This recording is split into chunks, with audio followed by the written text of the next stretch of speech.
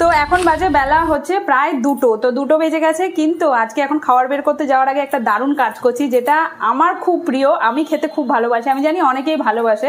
সেটা হচ্ছে এই যে কাঁঠালের বিচির ভর্তা। তো কাঁঠালের বিচিগুলো, কাঁঠাল যে খাওয়া হয়েছে সেগুলোর বিচিগুলো রেখে দিয়েছিলাম, সে ভালো করে সেদ্ধ করে নিয়েছি। এবার ভর্তাটা মাখবো, যার জন্য কিন্তু পেঁয়াজ টেয়াজ আমি সবই কেটে নিয়েছি। আমরা না মানে ওই ছোটোবেলায় আর কি এগুলোকে ওই আগুনে পুড়িয়ে, মানে মা উনুনে রান্না করতো, আর সেই সময় এগুলোকে কি করতাম, আগুনের মধ্যে দিয়ে দিতাম, আর দিয়ে নিয়ে তারপরে যখন রান্না শেষ হয়ে যেত, ঠান্ডা হয়ে যেত, তখন বিকেলবেলা বসে বসে বের করে করে খেতাম, এত ভাল লাগতো। আজকে ভাবলাম চলো ভর্তা করি, অনেক দিন করি না, অনেক সময় মানে ইচ্ছা তো করে কিন্তু হয়ে ওঠে না, আজকে অনেকটাই আছে, তাই আজকে একটা সুন্দর ভর্তা বানাবো। তো এটা বেশ মানে শক্ত শক্তও আছে, চাইলে পরে কিন্তু অনেকে শিলনোড়ার মধ্যেও বেটে নেয়, আমি এইভাবেই আমার ভালো লাগে, তো আমি এইভাবেই খাবো। আর দেখি বাড়িতে সবাইকে খাওয়াবো কি বলে। কয়েকটা না একটু শক্ত শক্ত আর কি, একটু হাত দিয়ে ভাঙা যাচ্ছে না, তাই আমি যে এটা নিয়ে নিয়েছি আমল দিস্তা, এটা দিয়ে একটু মানে বললেন না স্ম্যাশ করে নিচ্ছি, হয়ে গেছে, বেশিক্ষণ লাগবে না।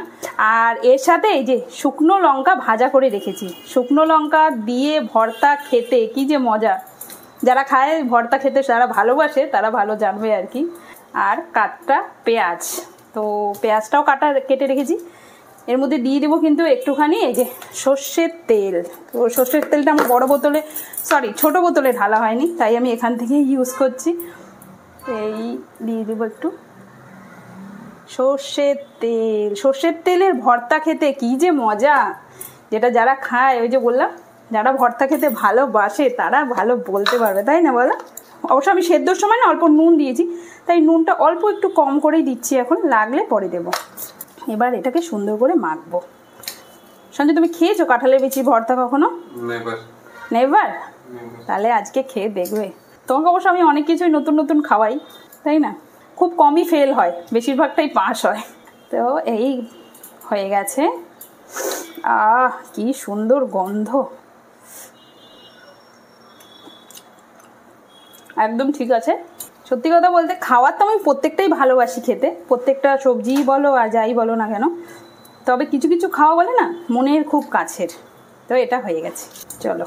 রান্না হয়েছে আজকে আলু আর পটল, ডাল হয়েছে, এইখানে দেখো যে আম কেটে রেখেছি, দাদা তোমাদের আম নিয়ে এসেছিলো, কালকে আর কাটা হয়নি সেইটা, আর তার সাথে আমি আমের হালুয়া বানিয়েছি, সেটা আজকে আর মনে হচ্ছে খাওয়া হবে না, কারণ আমটা আগে খাই, হালুয়াটা তো ফ্রিজে রেখে দিয়েও খাওয়া যাবে পরে, তবে আমটা না খেলে সেটা কিন্তু দাগ হয়ে যাবে, সেজন্য আমটাই আজকে খাবো।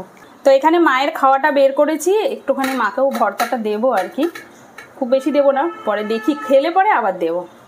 তো এখানে ভর্তা দিয়ে দিলাম, আর এখান থেকে একটু আলুগুলোকে বেছে রাখি, কারণ যেহেতু মার সুগারটা এখন একটু হাই আছে আর কি, আর তাছাড়াও সুগার বলে মা একটু আলু কমই খায়, একদিকে ভালো। তো ভাত আর পটল আর এই যে সেদ্ধ তো দিয়ে দিয়েছি, এখানে ডাল রেডি হয়ে গেছে, এবার যাই মাকে খাওয়াটা দিয়ে দিই। ও মাটা, তো ওইদিকে তো মাকে খাওয়াটা দিয়ে দিয়েছি, মা এখন খাবে, তার সাথে সাথে আমটাও কেটে দিই, না তো পরে আর দিতে ভুলে যাবো আর কি। তো বেশ পাকা পাকা আম সঞ্জয় নিয়েছিল, এই আমটা দিয়ে কালকে হালুয়া করেছি জানো তো। ওটা অবশ্য ওই যে বললাম আজকে খাবো না, ওটা কালকে খাবো, ঠিক আছে। একসাথে বেশি মিষ্টি খেতেও আবার ভালো লাগে না, আর আম এমন একটা জিনিস, আমটা আগে খেতে অবশ্যই বলে না, আম খাওয়ার মজাই আলাদা, ভাত খাওয়ার পরে বিশেষ করে আম হোক বা কাঁঠাল হোক, যেটাই হোক না কেন, সেগুলো খাওয়ার মজাই আলাদা। আম আর কি খাবে, বাজারে যা দাম জিনিসের, মানে এখন মানে বাজার সবজি এগুলো করে খাওয়াই মানে এখন দুর্বিষহ ব্যাপার হয়ে যাচ্ছে, এত মানে মানে সঞ্জয় বাজারে গেলেই আর কি সেই একটাই কথা বলছে, কি দাম কি দাম, খাবে না, বুঝেছো। চলো এটা মাকে দিয়ে দিই। মায়ের খাওয়াটা তো এখানে বের করেই দিয়েছি, আর মা কিন্তু এখানে খেতে বসেও পড়েছে, আর মায়ের এই ভর্তাটা দারুণ লেগেছে, তোমাদের কেমন লাগলো নিশ্চয়ই জানিও। আজকের জন্য